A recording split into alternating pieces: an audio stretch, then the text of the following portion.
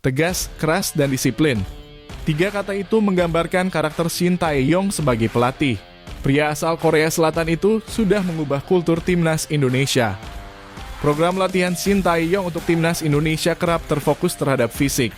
Namun, ia tetap mengombinasikannya dengan pematangan taktik yang gemilang.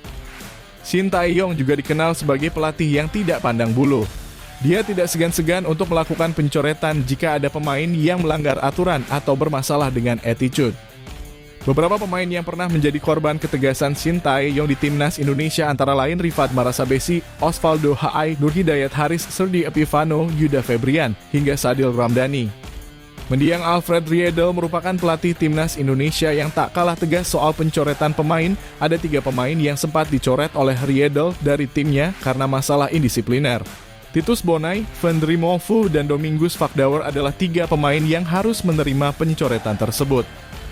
Vendry Mofu adalah pemain yang pernah dicoret Alfred Riedel dalam seleksi timnas Indonesia U23 pada 15 Januari 2011. Riedel menegaskan pencoretan Mofu murni karena indisipliner. Pemain yang saat itu memperkuat Semen Padang itu sudah bergabung dengan rekan-rekannya di timnas Indonesia U23 di Hotel Sultan Jakarta pada 14 Januari 2011. Namun hingga latihan sore yang digelar pada 5 Januari 2011, batang hidungnya tak kunjung muncul sehingga Riedel tak membutuhkan waktu lebih lama untuk mencoretnya dari skuad. Satu pemain tidak muncul pada latihan pagi ini. Jadi saya coret dia karena masalah indisipliner.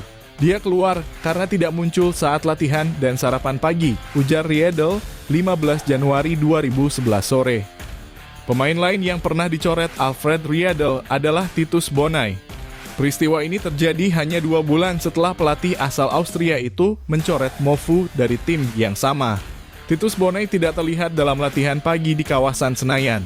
Sikap indisipliner tersebut membuat Riedel berang dan tegas menyatakan Thibaut, sapaan akrab Titus Bonai, dicoret dari timnas Indonesia U23. Titus dicoret dari skuad karena tindakan indisipliner. Lihat saja, dia tidak ikut latihan hari ini, jadi sudah 99% dicoret, tegas Riedel saat itu. 2 kali Titus meminum minuman keras di Hong Kong dan Jakarta, ungkap Riedel yang mengindikasikan pencoretan didasarkan atas sikap tidak profesional yang diperlihatkan oleh Titus Bonai saat itu. Sementara pemain ketiga adalah Domingus Fakdauer yang dicoret dalam persiapan timnas Indonesia ke Piala AFF 2016. Saat itu Riedel mencoret 3 pemain di mana Domingus yang menjadi 1 diantaranya dicoret karena masalah indisipliner. Setelah pulang dari Vietnam, kami melepas Septian David, Rizky Pelu yang masuk waiting list, dan Domingus Fakdauer. Domingus harus kami coret karena indisipliner, tegas Riedel pada 11 November 2016. Namun, juru taktik asal Austria itu tidak memberikan detail soal tindakan indisipliner yang dilakukan Fakdauer. Bahkan pemain asal Papua itu pun belum mendapatkan 1 kesempatan pun dari Riedel dalam laga uji coba yang dijalani timnas Indonesia. Alfred Riedel merupakan pelatih yang sukses mengantar timnas Indonesia mencapai final Piala AFF dalam 2 edisi berbeda, yaitu pada 2010 dan 2016. Ia merupakan 1 di antara pelatih terbaik yang pernah menangani tim Garuda hingga saat ini. Ivan Kolev juga dikenal sebagai pelatih yang tegas. Ketika menangani timnas Indonesia pada 2007, arsitek asal Bulgaria itu pernah mencoret Zainal Ariev di Piala Asia tahun yang sama.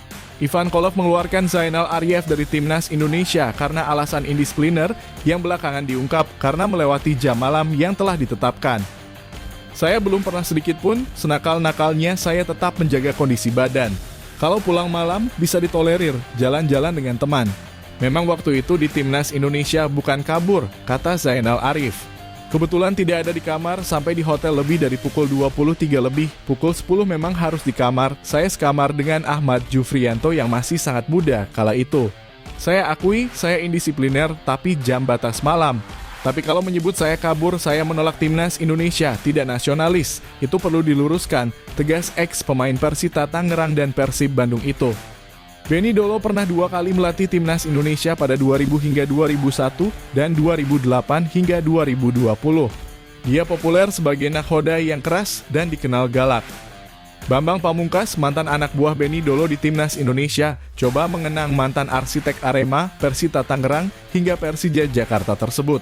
Ada obrolan via telepon yang tak bisa ia lupakan saat itu. Dalam obrolan itu, Bepom mengungkapkan bahwa Benny Dolo adalah sosok yang apa adanya. Benny kerap mengeluarkan kalimat yang cenderung menyakitkan, tetapi kalimat itu memang benar adanya. Bang, tidak ada satupun pelatih yang mau timnya kalah. Jadi, setiap pelatih tim nasional pasti akan panggil pemain terbaik dari yang tersedia di negara ini. Begitu tulis Bambang Pamungkas menirukan apa yang diucapkan Benny Dolo saat memanggilnya ke skuad timnas Indonesia. Dan terbaik itu menurut gua sesuai kebutuhan skema yang mau gua pakai, bukan menurut orang-orang yang banyak omong ucap Benny Dolo saat itu. Jika kalian suka dengan video ini, jangan lupa like dan subscribe channel ini agar tidak ketinggalan berita menarik lainnya.